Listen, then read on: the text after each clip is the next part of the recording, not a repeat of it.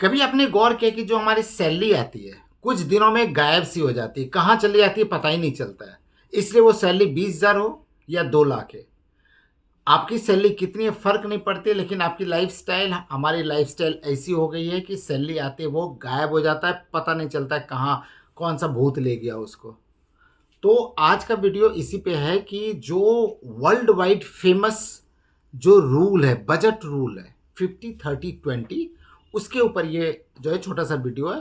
तो आप लास्ट तक देखिए और आप बताएंगे कि क्या हम ये कर सकते हैं, आप ये कर सकते हैं इस 50-30 रूल को, फिर 50-30-20 रूल को, जो कि काफ़ी फेमस है, पूरी दुनिया इसको एक्सेप्ट कर रही है। कुछ परसेंटेज इधर उधर होता है, मैं आपको आगे बताने वाला हूँ इस वीडियो में। तो चलिए बात करते हैं कि सबसे पहले कि 50-30-20 रूल है क्या।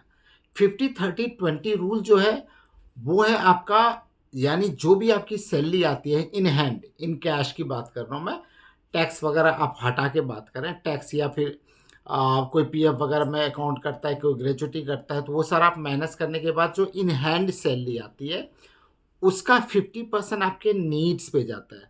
अब नीड्स में क्या क्या आप डाल सकते हैं, जैसे अगर आप रेंट देते हैं, घर रेंट पे है या होम लोन लिया हुआ है, वो नीड्स में है, उसको हम इग्नोर नहीं कर सकते। दूसरा एजुकेशन, बच्चों का एजुकेशन है तो उसको नीड्स में ले सकते हैं। इलेक्ट्रिसिटी हो गया, पानी बिल हो गया, mobile bill, internet bill, gas bill, ये सारे ग्रॉसरीज, ये सारे या है इंश्योरेंस, ये सारे नीड्स में आते हैं जिसके बिना कि हम नहीं रह सकते, वो हमें हमारी ज़रूरत है। तो 50% आप अपने सैलरी का डाल दिए नीड्स में। उसके बाद वांट्स, वांट्स सेकेंडरी होता है, जहाँ की बहुत ज़रूरी नहीं है, उसके बिना जी सकते हैं लेकिन फिर भी नेसेसरी है। जैसे एग्जाम्पल कि बाहर जाके आउटिंग, मतलब खाना पीना करना, या फिर रेस्टोरेंट से कुछ मंगाना खाने पीने का, एक्सपेंसिव कॉफ़ी पी लिया, टीवी का सब्सक्रिप्शन ले लिया, ये सारे हमारे वांट्स में, इनके बिना जी तो सकते हैं हम, लेकिन ज़रूरी होता है ज़िंदगी में कभी कभी। तो ये आप 30% आप इसमें वांट्स में रखिए। अब आते हैं हम 20%। 20% को माना गया है सेविंग या इन्वेस्टमेंट के लिए। जो भी आपकी सैलरी आती है, मैं एग्जांपल के तौर पे भी बताने वाला हूँ, जो भी आपकी सैलरी आती है उसका 20% आप सेविंग करेंगे। सेविंग में क्या क्या आ गया, जैसे आपने इमरजेंसी फंड कुछ बना लिया, कुछ आपने पीएफ अकाउंट में डाल दिया, कुछ आपका एसआईपी या mutual fund, SIP mutual funds में जा रहा है, या फिर कुछ एनपीएस में जा रहा है, कुछ आप रिटायरमेंट फंड्स में पेमेंट डाल रहे हैं। तो ये सारे आपके जो है इन्वेस्ट, सेविंग और इन्वेस्टमेंट में आते हैं। तो ये भी ज़रूरी है। तो अब देखते हैं कि 50% का कैलकुलेशन क्या है। अब एक एग्जांपल के तौर पे मान लेते हैं कि आपकी सैलरी है 20,000 रुपये। 20,000 रुपये सैलरी में आपका 50%, यानी कि 10,000 रुपया आपके नीड्स पे जाना चाहिए। उसमें सब कुछ आ गया, रेंट वगैरह एवरीथिंग सब आ गया, खाना पीना ग्रॉसरी सब आ गया। 10,000 आपके नीड्स में जाना चाहिए।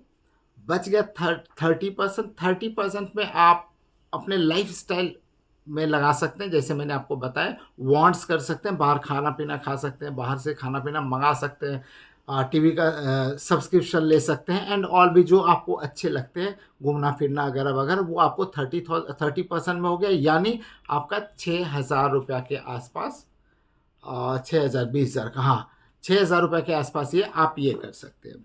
अब कितना बच गया, 20%। 20% का मतलब है 4,000 रुपया। 4,000 आप क्या करेंगे, सेविंग करेंगे, इन्वेस्टमेंट करेंगे। ये पूरी दुनिया कह रही है, हम या आप नहीं, नहीं, ये पूरी दुनिया कर रही है ऑलरेडी। तो 20% मिनिमम आप क्या करेंगे, सेविंग करेंगे या इन्वेस्टमेंट करेंगे, जो कि आपके फ्यूचर के लिए, ये आपको आपके फ्यूचर का वेल्थ क्रिएशन के लिए, ये आपके फाइनेंशियल फ्रीडम के लिए ये पेमेंट्स हैं, ये अमाउंट्स हैं। तो ऐसे करते हैं। अब थोड़ा सा बड़ा अमाउंट एग्जांपल के तौर पे ले लेते हैं। मान लिया जाए हमने 1 लाख रुपए लिया, 1 लाख रुपए आपकी सैलरी है, 50,000 रुपये में आपके नीड्स कंप्लीट हो जाने चाहिए। नेक्स्ट आपका जो 30% है, 30%, यानी कि 30,000 रुपया आप अपने 1 लाख का 30%, जैसे 30,000 रुपया आपने अपने वांट्स पे लगाइए, और जो सेविंग आप करेंगे वो 20% होगा, यानी कि आपके हर महीने का सेविंग 20,000 रुपया होना चाहिए। तो ये पूरा कैलकुलेशन है।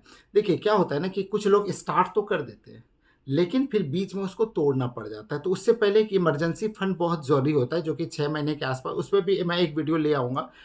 6 महीने का इमरजेंसी फंड आपके पास ज़रूर होना चाहिए, जो कि आप अगर कुछ मिसहैपनिंग हो जाता है, यानी कि जॉब चली जाती है, आप सैलरी कम आती है, अगर वगैरह कुछ भी इश्यूज़ होते हैं, तो आप वहाँ उसको इमरजेंसी फंड से फिलअप कर सकें, किसी से लेने की ज़रूरत ना पड़े, या फिर जो आपका सेविंग है उसको आपको निकालने की ज़रूरत ना पड़े।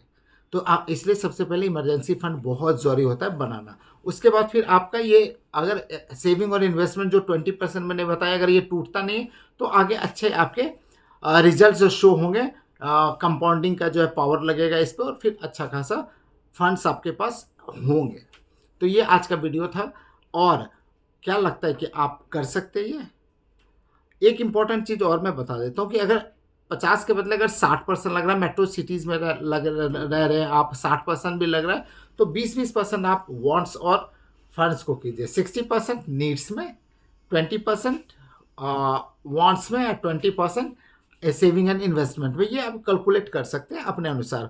सबसे इम्पॉर्टेंट कि ये जो फॉर्मूला है, ये जो बजटिंग रूल है, ये रेस्ट्रिक्टेड नहीं कर रहा है आपको, ये सिर्फ आपके फंड्स को सही एलोकेशन दे रहा है, सही जगह पे एलोकेट कर रहा है, ताकि आपको प्रेशर नहीं, फाइनेंशियली प्रेशर बिल्कुल। क्योंकि जो स्टार्ट करते हैं जॉब ना, उनको थोड़ा बहुत होता है कि 20,000 सैलरी में कैसे मैं इन्वेस्ट करूं, कैसे मैं ये करूं, कैसे वो मैं करूं, फ़ोन भी लेना है, ये भी लेना है, घर का रेंट भी देना है। तो उनके लिए स्टार्टिंग लेवल से अगर करेंगे तो फिर आदत हो जाएगी, वो सिस्टम बन जाएगा। और जब सिस्टम बन जाता है तो अपने आप होता है, हर चीज़ अपने आप। फ़ोन देखने के लिए हमें देखना, टाइम थोड़े देखना कितने बजे फ़ोन देखना है, वो खुद से फ़ोन उठाते हैं और देखने लगते हैं।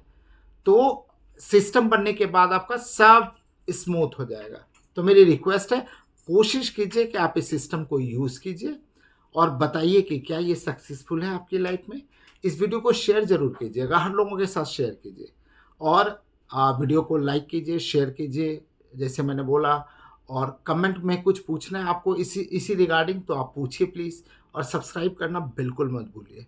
अभी और वीडियो लेके आऊँगा हर वीक, हर वीक मेरा वीडियो आता रहता है। तो आप इससे हमारे से जुड़े रहिए, हमारी फैमिली का मेंबर बनिए। और आज का वीडियो यहीं तक था। Thank you very much.